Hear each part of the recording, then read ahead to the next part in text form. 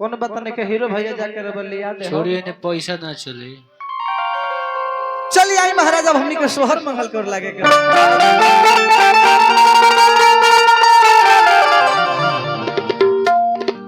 लेकिन हीरो भैया छपरा के जब लोग सोहर गावेला आज बड़ी मेहनी भाव में बाबा जब सोहर मंगल होके लगे आ सोहर मंगल खालिए ना होके एक घर के जितना माई बहन लोग बानी जे बबुआ से प्रेम करत होई उहे सोहर पर रुपया लुटाई आ जेकरा जेकरा बबुआ भैला से दिक्कत होई ना लुटाई वो रुपया ना दे जी। जेकरा जेकरा लड़का भैला से प्रेम होई उहे सोहर में रुपया दे। वाह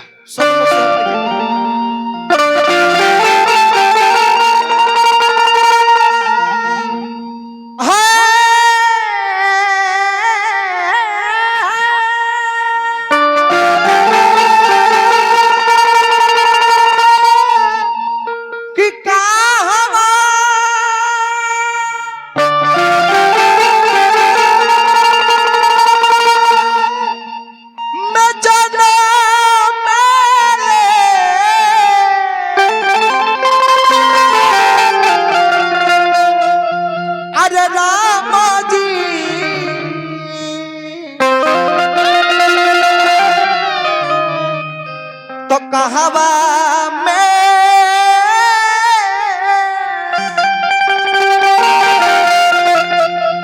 अरे कन्हैया जी के बनी रहुआ। अच्छा देखिए हमारा सतीश भैया सोनपुर निवासी के तरफ से बहुत बहुत रुपए का आशीर्वाद है बार बार हार्दिक हार्दिक नमन करो। अरे कहवा में अरे कन्हैया जन्म में ला ला ला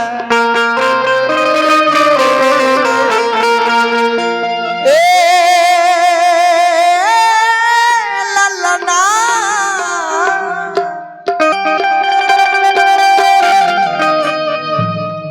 ला ला ला और कहवा में जन्म में अरे गणेश जी तो तीनों घरबा सोहर होला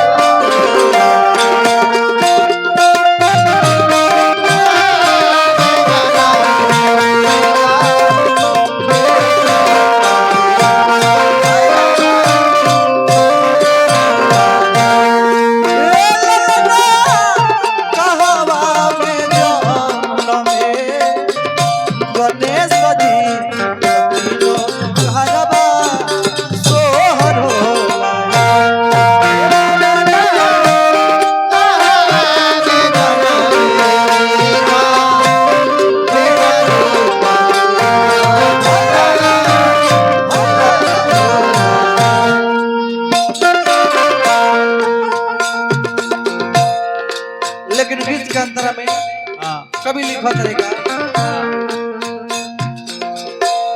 कोशिला के जन्म में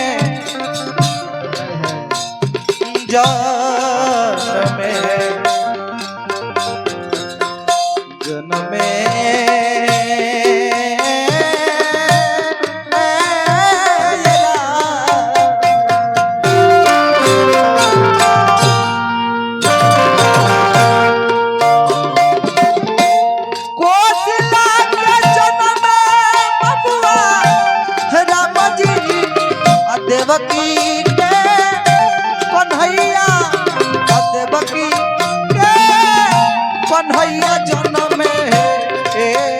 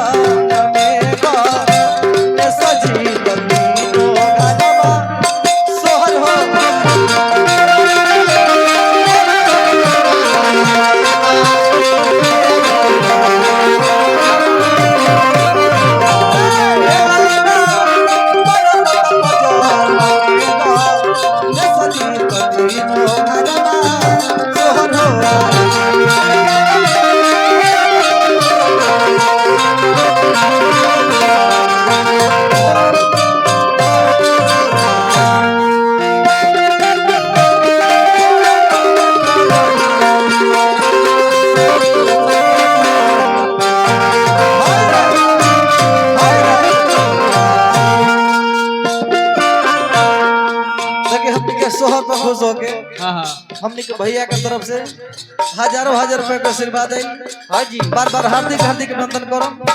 और हीरो भाई नवनीत भैया के मलकिनी हमने का अगर जब आवाज सुनत होगी हाँ जी तो सोहर माई बहन के चीज है चाचा जी, सोहर माई बहन के चीज हो। और जेकरा जेकरा बबुआ से प्रेम हुई, हाँ जी बबुआ के भाला में खुशी हुई। अच्छा गब्बर सिंह नाम है। हाय देखिए हाय देखिए हाय देखिए देखिए हमने के गब्बर सिंह जी के तरफ से और हमने के हीरो भाई के तरफ से बहुत बहुत रुपए का आशीर्वाद है। अच्छा नेताजी कहा नेताजी हीरो भैया, लेकिन भौजाई के तरफ से अभी तक ले सोहर में रुपया आवत नहीं है। महाराजा टॉयची के चाबी भुलाइल बा। अच्छा टॉयची के चाबी भुला गइल बा। हाँ जी हीरो भैया नवनीत भैया से निवेदन है करब कि तनी अपना मलकिनी के हाथ से ये सोहर में भेजवाई कुछ रुपया पैसा। और सोहर में रुपया पैसा ना होके हाँ जी नेताजी, सोहर में रुपया पैसा ना होके हाँ जी गहना कपड़ा लता सब दियाला, हाँ। ये सब श्रद्धा के चीज हो। हाँ जी आज ये घर परिवार में हमने के ये देखे के बा हाँ कि केकरा कितना श्रद्धा बा हाँ जी और के बबुआ के भाईला में खुश बा और के बबुआ के नाम पर रुपया दे रहल बा। ए सपना अरे तू जतना निमन हंसत तारू तने हटा सामने आबो। बाजार बनल बा त ई मन देख कि बाजार बा तो गहकी हजार हो जाई। हाँ जी गहकियो आई कब जब मार्केट जबले बन रही तो तबे लेकिन हीरो भैया हाँ जी मलकिनी के हाथ से रुपया नहीं खे अब। प्रोग्राम जमत नहीं थे। लेकिन कभी कहले का हे राजा लुटावे अनधन सोनवा रानी गहनवा रानी गहनवा नुहेला।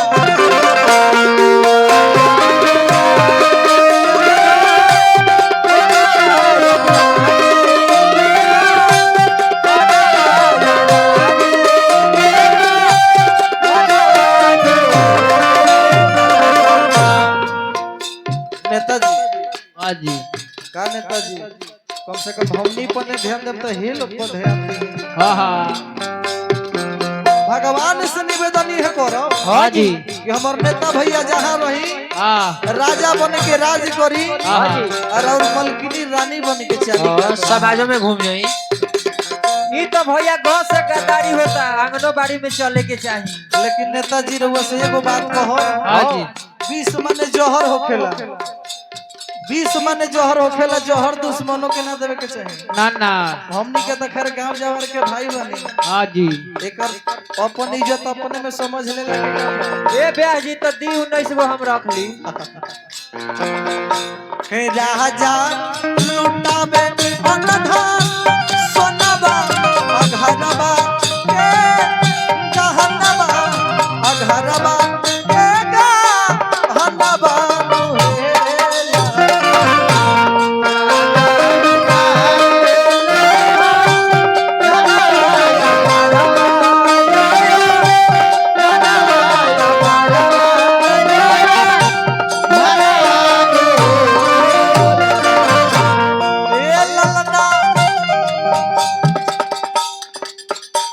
जोड़ के निवेदन है करब कि जितना माई बहन लोग बानी, हाँ जी बबुआ के मौसी लोग भी आयल हुई है नो, हाँ हाँ बबुआ लोग के मौसी आयल बरे तो हम चाहम नवनीत भैया अपन साली उली आयल हो कि लोग वहू लोग से निवेदन है करब कि तनी बबुआ के भाईला में जितना दान पुण्य हो जाए उहे हमनी खातिर खुशी रही। हाँ जी नेता भैया हाँ। कहाँ चल गए नवनीत भैया? अगर जे कलाकार बोला 20,000 के हाँ आ 2-4-5 हजार के खुला करे के ना रखम हाँ जी तो समझी कि कलाकार बोला बोले बेकार बा। हाँ वो कैसे काहे कहतनी काहे काहे कि अगर जे 20,000 के मोबाइल होके हीरो भाई हाँ। और में 299 रुपए के रिचार्ज ना करबो हाँ। तो समझे कि 20,000 बेकारे बा। हाँ जी वो 20,000 बेकारे बा नेताजी। हाँ हाँ मात्र 2 गो काम में आई कौन कौन कतनो 20,000 का मोबाइल होखे तक हाँ नामो बताई वहाँ के। अच्छा हमारा राणा सिंह मुखिया जी देखिए हमने के मुखिया जी बताई रउआ के पीछा रहो तनी आके लुका के बैठल भगवान भोले बाबा से निवेदन ये करब कि मुखिया जी के क्षेत्र में कोई दुखिया बन के रहे ना ना हाँ जी भले हमने के यहीं के चल जाई हाँ ए महाराज 20,000 का अगर जो मोबाइल खरीद लेता नी हाँ। आ 299 रुपए के रिचार्ज नहीं करावत हाँ। तो मोबाइल 2 गो काम करी कौन कौन फुल चार्ज कर ली हाँ आ लॉक खोल के गेम खोली हाँ हाँ आने तो टॉर्च भर के लैटरिन करे जाए ए 20,000 रुपए कारे बगड़ जो 299 के रिचार्ज नहीं क्यों कर हाँ जी वही का हीरो भैया कलाकार होले हाँ हाँ 20,000 के कलाकार बोला ली 2-4-5,000 के खुला को केना रखम तो समझी के कलाकार बेकार बा। लेकिन अपना कहनी हीरो भैया लेकिन मलकिनी के अभी तक ले दया दृष्टि हमनी के ऊपर बनत नहीं है ना जाने बबुआ के भैला में उहो के खीसे वो जन्म देला बनी का होता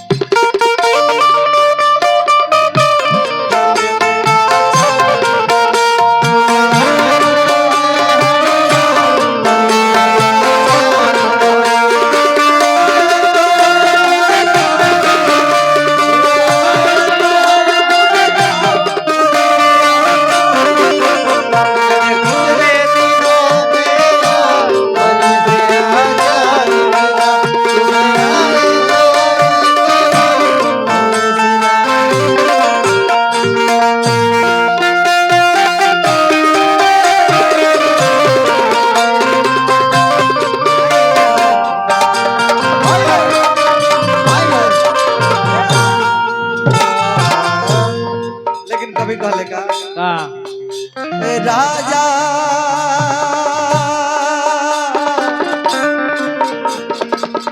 लुटा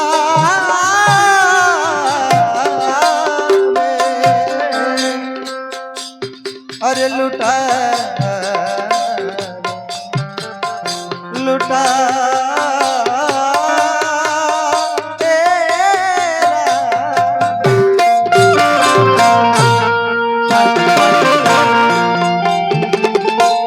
राजा लुटावे अनधन सोनवा अपूरा खजनवा अपन पूरा खजनवा नुहेला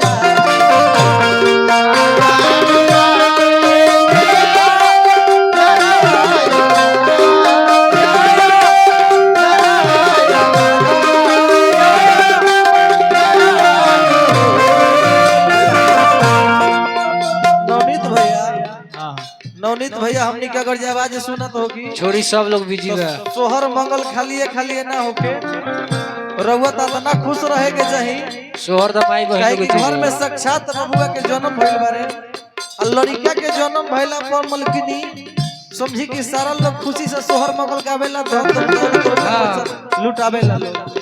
लेकिन नवनीत भैया बस निवेदन है करब रउआ दुनो